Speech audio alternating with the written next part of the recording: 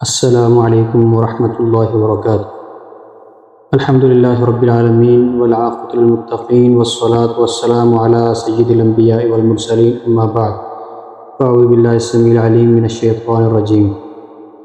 عزیز بھائیوں اور بزرگوں اور میری اسلامی ماؤں اور بہنوں، اللہ کے رسول علیہ السلام کی ان سنتوں کا ذکر جاری ہے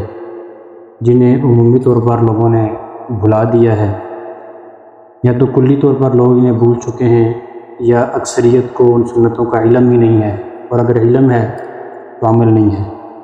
تو انہی سنتوں میں سے ایک سنت ہے التبکیر الی المسجد، مسجد کی طرف جلدی جانا۔ میرے محترم بھائیوں اور بزرگوں اور تمام ناظرین، دنیا میں ہمیں بہت سارے کام ہوتے ہیں۔ کبھی ہم نے کسی شادی میں جانا ہوتا ہے، کبھی ہم نے بیرون ملک سفر کرنا ہوتا ہے۔ الغرض ہم نے دنیا کا کوئی بھی کام کرنا ہو، ہم وہاں پر وقت سے پہلے پہنچ جاتے ہیں۔ مثلا کسی بندے نے باہر جانا ہے، اس کی فلائٹ کا ٹائم 3 بجے ہے، تو وہ 2 بجے ایئرپورٹ پہنچ چکا ہوگا۔ اسی طرح شادی والوں کا اگر ہم دیکھیں تو ٹائمنگ اگر 4 بجے ہو تو لوگ 2 بجے 3 بجے وہاں پر پہنچ جاتے ہیں،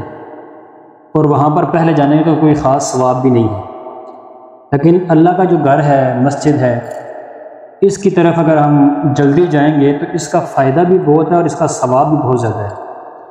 تو اللہ کے گھر کی طرف جلدی جانا، اس حوالے سے سب سے پہلے ایک حدیث سناتا ہوں، پھر میں آپ کو فوائد بتاؤں گا کہ اگر ہم اللہ کے گھر میں جلدی جائیں تو ہم کتنے زیادہ فائدے حاصل کر سکتے ہیں۔ تو سب سے پہلے تو آپ حدیث سنیں۔ حدیث یہ ہے، صحیح بخاری اور صحیح مسلم کی حدیث ہے کہ اللہ کے رسول صلی اللہ علیہ وسلم نے ارشاد فرمایا کہ لو یعلم الناس ما فی النداء والصف الاول ثم لا یجدوا الا ان یستہموا علیہ لاستہموا، کہ اگر لوگوں کو پتہ چل جائے کہ اذان میں اور صف اول میں، پہلی صف میں کتنا اجر ہے، اللہ نے کتنا اجر و ثواب رکھا ہے، اگر لوگوں کو پتہ چل جائے تو پھر ثم لا یجدوا الا ان یستہموا علیہ لاستہموا، پھر پورا اندازے کے علاوہ کوئی بھی چارہ باقی نہ رہے۔ یعنی ہر ایک یہ کوشش ہو، یہ خواہش ہو، اذان میں نے دینی ہے، میں نے پہلی صف میں کھڑا ہونا ہے، یعنی ہر بندے کی یہ خواہش ہو، ہر مسلمان کی یہ خواہش ہو۔ تو میرے محترم بھائیوں اور بزرگوں، یہ حدیث تو ہم نے سنی ہے کہ ہمیں جو ہے وہ جلدی کرنی چاہیے، ہمیں پہل کرنی چاہیے، ہمیں خیر کے ہر کام کی طرف جلدی آنا چاہیے، بڑھ چڑھ کر، ایک تو بڑھ چڑھ کر خیر کے کاموں میں حصہ لینا چاہیے، دوسرا ہمیں جلدی خیر کے کاموں کی طرف آنا چاہیے، اور مسجد کی طرف جلدی آنا، اس پہ تو بہت زیادہ فوائد ہیں۔ ان فوائد میں سے چند فوائد میں آپ بھائیوں بزرگوں کے سامنے اور اپنی اسلامی ماؤں اور بہنوں کے سامنے بیان کروں گا۔ سب سے پہلا فائدہ یہ ہے کہ اگر آپ پہلے آئیں گے تو آپ کیا کریں گے، یہ آپ اذان ٹائم مسجد میں آ جاتے ہیں تو آپ کو یہ فائدہ ہوگا کہ اذان کے فوری بعد آپ کیا کریں گے، سنتے پڑھیں گے، اور سنتوں کے بعد آپ نماز تک کیا کریں گے، نماز کا انتظار کریں گے۔ تو نماز کا انتظار کرنا، اس کا بہت زیادہ فائدہ ہے۔ اللہ کے رسول علیہ السلام نے فرمایا لا یزال احدکم فی صلاۃ ما دامت الصلاۃ تحبسہ، میں تم میں سے کوئی بندہ جب تک نماز کے انتظار میں ہے، نماز میں اسے روک کے رکھا ہوا ہے، تب تک وہ نماز میں ہے۔ یعنی آپ نے اپنی سنتے پڑھی، آپ نماز کا انتظار کریں کہ ابھی امام صاحب آتے ہیں، نماز کھڑی کرتے ہیں، آپ جتنی دیر انتظار کرتے ہیں، آپ نے 5 منٹ انتظار کیا تو آپ 5 منٹ تک نماز میں تھے، آپ نے 10 منٹ انتظار کیا، آپ 10 منٹ تک نماز میں تھے، یعنی آپ گویا نماز ہی میں ہیں۔ یہ سب سے پہلا فائدہ ہے پہلے مسجد میں آنے کا۔ دوسرا بڑا فائدہ یہ ہے کہ جو بندہ پہلے مسجد میں آ جاتا ہے، اللہ تعالیٰ کے فرشتے جو ہوتے ہیں نا، وہ اس کے لیے دعائیں کرتے ہیں، رحمت کی دعائیں کرتے ہیں، بخشش کی دعائیں کرتے ہیں، اور جب تک وہ اپنی جگہ پر بیٹھا رہتا ہے، جب تک وہ نماز کے انتظار میں ہوتا ہے، جب تک وہ بے وضو نہیں ہوتا، جب تک وہ دنیاوی باتیں نہیں چھیڑتا، تب تک اللہ تعالیٰ کے معزز فرشتے اس کے لیے دعائیں کرتے رہتے ہیں۔ حدیث ہے صحیح بخاری اور مسلم کی، اللہ کے رسول علیہ السلام نے فرمایا کہ الملائکۃ تصلی علی احدکم ما دام فی مصلاہ، کہ تم میں سے کوئی شخص جب تک اپنے مصلی پر بیٹھا ہو، فرشتے اس کے لیے دعائیں کرتے ہیں، اور دعائیں کیا کرتے ہیں، اللہم اغفر لہ، اے اللہ اس آدمی کو بخش دے، اللہم ارحمہ، اے اللہ اس آدمی پر رحم نازل فرما دے۔ کیا ہمیں بخشش کی ضرورت نہیں ہے؟ کیا ہمیں اللہ کی رحمت کی ضرورت نہیں ہے؟ یقیناً ہمیں اللہ کی رحمت کی بھی ضرورت ہے اور اس کی بخشش کی بھی ضرورت ہے۔ تو پھر اس کا ایک طریقہ یہ ہے کہ ہم مسجد میں پہلے آئیں، سنتے پڑھیں اور اپنے مصلی پر بیٹھے رہیں، فرشتے ہمارے لیے دعائیں کرتے رہیں گے۔ تیسرا فائدہ جو کہ بہت عظیم فائدہ ہے وہ یہ ہے کہ جب ہم نماز کا انتظار کریں گے تو اس کا فائدہ یہ ہوگا کہ اللہ تعالی ہمارے گناہوں کو مٹا دے گا، ہمارے درجات کو بلند کر دے گا، اور اس چیز کو اللہ تعالیٰ نے پہرا قرار دیا ہے۔ حدیث میں آتا ہے جو کہ صحیح مسلم کی حدیث ہے، اللہ کے رسول علیہ الصلوۃ والسلام نے صحابہ سے کہا الا ادلکم علی ما یمحو اللہ بہ الخطایا ویرفع بہ الدرجات، کیا میں تم لوگوں کو ایسا کام نہ بتاؤں، ایسی چیزیں نہ بتاؤں، ایسے اعمال نہ بتاؤں کہ جن کے کرنے سے اللہ تعالیٰ خطاؤں کو معاف کر دیتے ہیں، ویرفع بہ الدرجات، اور اللہ تعالیٰ ان کے ذریعے درجات کو بلند کرتے ہیں۔ صحابہ نے کہا بلا یا رسول اللہ، اے اللہ کے رسول صلی اللہ علیہ وسلم کیوں نہیں، آپ بتائیں ہمیں۔ اللہ کے رسول علیہ الصلوۃ والسلام نے فرمایا اسباغ الوضوء علی المکارہ، کہ جب آپ کا دل وضو کرنے کا نہ کر رہا ہو، سردی ہے ٹھنڈا پانی ہے، گرمی ہے گرم پانی ہے، پانی کو ہاتھ لگانے کا دل نہیں کر رہا، لیکن آپ تب بھی وضو اچھی طرح کرتے ہیں، یعنی ناپسندیدہ حالات میں وضو اچھی طرح کرنا یہ ایسا عمل ہے کہ اللہ تعالیٰ اس کے ذریعے گناہوں کو معاف فرماتے ہیں اور درجات کو بلند کرتے ہیں۔ اور دوسری چیز فرمایا وَكَثْرَةُ الْخُطَىٰ إِلَى الْمَسَاجِدِ، اور مسجدوں کی طرف کثرت کے ساتھ جانا، کثرت کے ساتھ مسجد کی طرف قدم اٹھانا، یہ ایسا عمل ہے اللہ اس کے ذریعے گناہوں کو معاف فرماتے ہیں اور درجات کو بلند کرتے ہیں۔ اور تیسرا کیا فرمایا وَانْتِظَارُ الصَّلَاةِ بعد الصلاۃ، نماز کے بعد نماز کا انتظار کرنا، یہ ایسا عمل ہے اللہ اس کے ذریعے گناہوں کو معاف فرما دیتے ہیں اور درجات کو بلند کر دیتے ہیں۔ تینوں باتیں ارشاد فرمانے کے بعد اللہ کے رسول صلی اللہ علیہ وسلم نے فرمایا فَذَلِكُمُ الرِّبَاطُ، فَذَلِكُمُ الرِّبَاطُ، یہ پہرا ہے، یہ پہرا ہے، یعنی جو بندہ یہ کام کر لے گویا اس نے اپنے نفس پر پہرا لگوا لیا ہے، شیطان اس کے نفس پر حاوی نہیں ہوگا۔ اسی طرح پھر میرے محترم بھائیوں، جو بندہ مسجد میں جلدی آتا ہے تو وہ تکبیر تحریمہ کو پا لیتا ہے، تکبیر اولیٰ کو، تکبیر تحریمہ کو پا لیتا ہے، اور جو شخص تکبیر تحریمہ کو پا لیتا ہے امام کے ساتھ اس کا اتنا اجر ہے۔ صحیح ترمذی کی حدیث ہے، اللہ کے رسول صلی اللہ علیہ وسلم نے فرمایا کہ من صلی للہ 40 یوما فی جماعت یدرک التکبیرۃ الاولی کتبت لہ براءتان، کہ جو شخص 40 دن تک جماعت کے ساتھ نماز پڑھتا ہے، یدرک التکبیرۃ الاولی، اور 40 دن مسلسل کیا کرتا ہے، تکبیر اولیٰ کے ساتھ شامل ہوتا ہے، یعنی جب امام نماز شروع کرتے ہوئے اللہ اکبر کہتا ہے تو وہ صف میں ہوتا ہے، امام کی تکبیر کے ساتھ وہ تکبیر کہتا ہے، تو فرمایا کتبت لہ براءتان، اللہ تعالیٰ ایسے شخص کے لیے 2 براءتیں لکھ دیتا ہے کہ اس بندے کے اندر یہ 2 چیزیں نہیں ہیں، ایک براءۃ من النار کہ یہ بندہ جہنم کی آگ سے بری ہے، اس کو جہنم کی آگ میں نہیں پھینکا جائے گا، اور دوسرا وبراءۃ من النفاق، یہ آدمی نفاق سے پاک ہے۔ کتنا عظیم اجر ہے نا کہ ہم پہلے آئیں گے تکبیر تحریمہ کے ساتھ شامل ہوں گے، اور جو شخص 40 دن تک تکبیر تحریمہ کے ساتھ نماز پڑھتا ہے اللہ کو اس کا یہ عمل اتنا پسند ہے، اللہ اس کو جہنم کی آگ سے بھی آزاد کر دیتے ہیں اور اللہ تعالیٰ اس کو نفاق سے بھی پاک کر دیتے ہیں۔ اسی طرح جو شخص جلدی آتا ہے مسجد کی طرف وہ صف اول کو پا لیتا ہے، اور صف اول کو پانے کا اجر کتنا ہے، اللہ کے رسول علیہ الصلوۃ والسلام کی حدیث میں نے شروع میں آپ بھائیوں کے سامنے بیان کی تھی کہ لوگ قرآن اندازی کریں اگر لوگوں کو پتہ چل جائے کہ صف اول میں اجر کتنا ہے۔ اسی طرح ایک اور حدیث ہے جو کہ صحیح مسلم میں ہے، اللہ کے رسول صلی اللہ علیہ وسلم نے فرمایا خیر صفوف الرجال اولها وشرها آخرها، کہ مردوں کی صفوں میں سب سے بہترین صف کون سی ہے، ان کی پہلی صف، یعنی پہلی صف سب سے بہترین صف ہے اور آخری صف سب سے بری صف ہے۔ اور اسی طرح اللہ کے رسول علیہ الصلوۃ والسلام نے فرمایا ان اللہ وملائکتہ یصلون علی الصف الاول، اللہ کے رسول صلی اللہ علیہ وسلم نے فرمایا کہ اللہ اور اس کے فرشتے پہلی صف والوں کے لیے رحمت کی دعائیں کرتے ہیں اور اللہ رحمت بھیجتے ہیں، فرشتے رحمت کی دعا کرتے ہیں پہلی صف والوں کے لیے، اور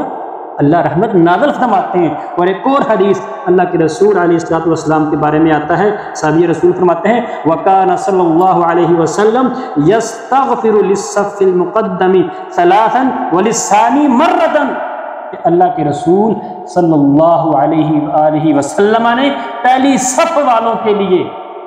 3 مرتبہ استغفار کیا ہے اور دوسری صف والوں کے لیے 1 مرتبہ استغفار کیا ہے۔ اب آپ خود اندازہ لگائیں، اللہ کے رسول اگر ہمارے لیے دعا کریں تو کیا ہم یہ چاہیں گے کہ اللہ کے رسول صرف ایک دفعہ ہمارے لیے دعا کریں؟ نہیں، ہم میں سے ہر شخص یہ چاہتا ہے کہ اللہ کے رسول اس کے لیے بار بار استغفار کریں۔ تو پھر اس کا طریقہ کیا ہے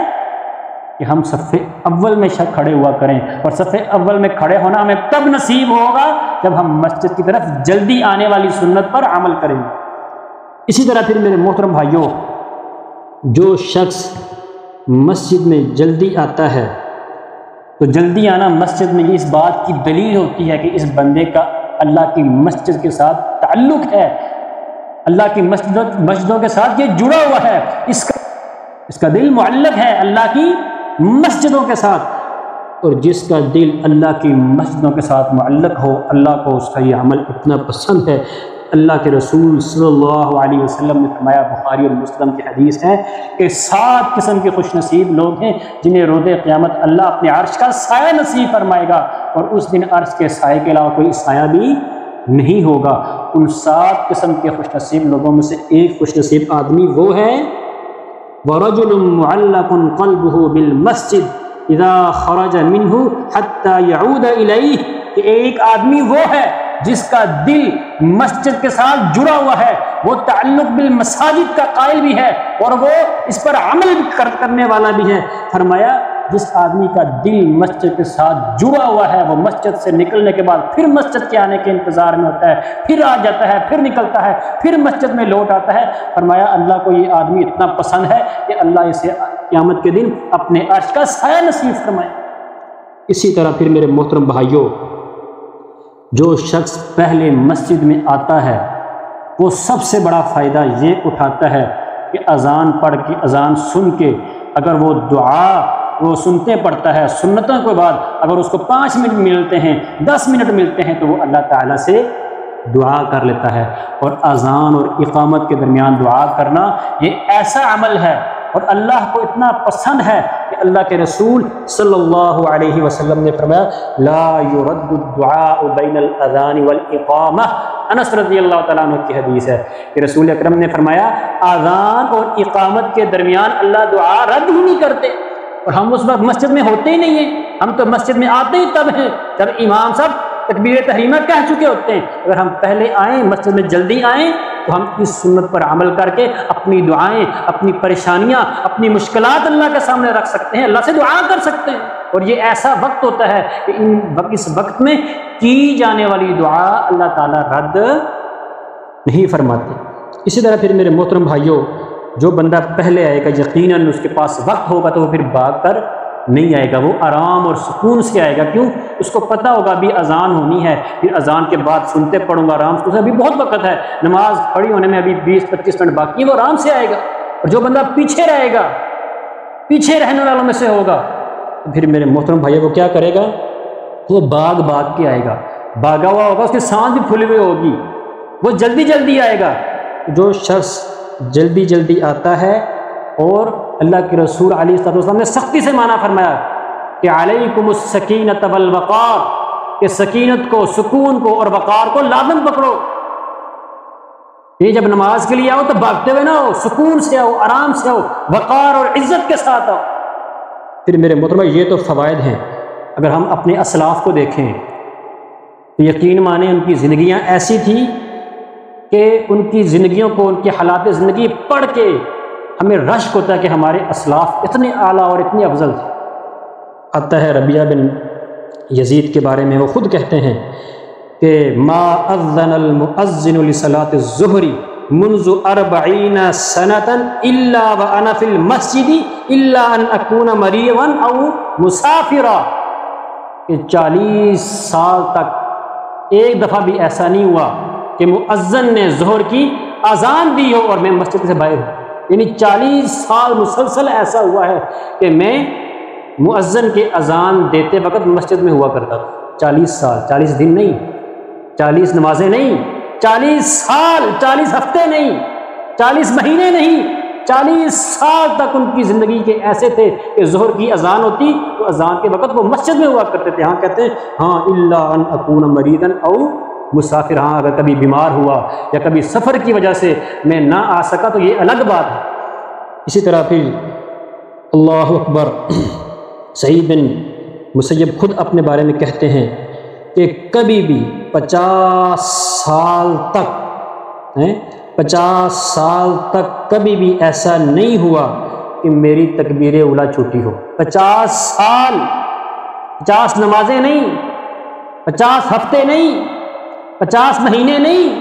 50 سال تک کہتے ہیں ایک دفعہ بھی ایسا نہیں ہوا میری زندگی میں کہ میری تکبیر تحریمہ چھوٹ گئی ہو. یعنی 50 سال تک میں تکبیر تحریمہ میں شامل رہا. اور وہ لوگ جو پہلی صف میں آتے نہیں ہیں، جو پیچھے رہتے ہیں ہر خیر کے کام میں، ہر نیکی کے کام میں، ہر اچھے کام میں جو پیچھے رہتے ہیں، اللہ کے رسول صلی اللہ علیہ وسلم نے ان کے بارے میں فرمایا، صحیح مسلم کی حدیث ہے، تقدموا فتموا بی، آگے بڑھو اور میرے قریب آؤ اور پہلی صف کو پورا کرو، وَلْيَأْتَمَّ بِكُم مَّن بَعْدَكُم، پھر تمہاری پیروی کریں وہ لوگ جو تمہارے بعد ہیں. لا يزال قوم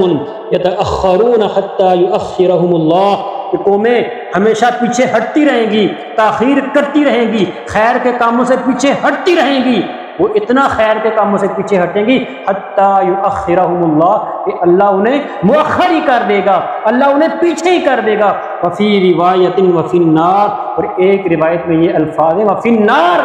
کہ اللہ تعالیٰ ان کو اتنا پیچھے کرے گا کہ وہ آگ میں پھینک دیے جائیں. کیا ہم میں سے کوئی شخص جہنم جیسی سخت اور ہولناک آگ میں پھینکا جانا پسند کرتا ہے؟ یقیناً نہیں پسند کرتا. تو پھر میرے محترم بھائیوں، ہمیں یہ کام کرنا ہوگا، اس سنت کو اپنانا ہوگا کہ ہم ہر خیر کے کام، بالخصوص جب ہم مسجد میں نماز پڑھنے کے لیے آنا ہو تو ہم پہلے آئیں، جان بوجھ کر بلا وجہ بغیر شرعی عذر کے ہم اپنے وقت کو لیٹ نہ کریں. امام جب مؤذن اذان دے ہم مسجد میں ہوں، سنتیں پڑھیں، دعائیں کریں، اور جیسے ہی امام تکبیر تحریمہ کہے ہم تکبیر اولیٰ میں شامل ہوں. اللہ تعالیٰ سے دعا ہے اللہ تعالیٰ ہمیں مسجد کی جانب جلدی آنے کی توفیق عطا فرمائے، اللہ ہمیں خیر کے کاموں میں بڑھ چڑھ کر حصہ لینے کی توفیق عطا فرمائے، اور اللہ ہمیں خیر کے کاموں کی طرف جلدی آنے کی توفیق عطا فرمائے. وآخر دعوانا ان الحمد للہ رب العالمین.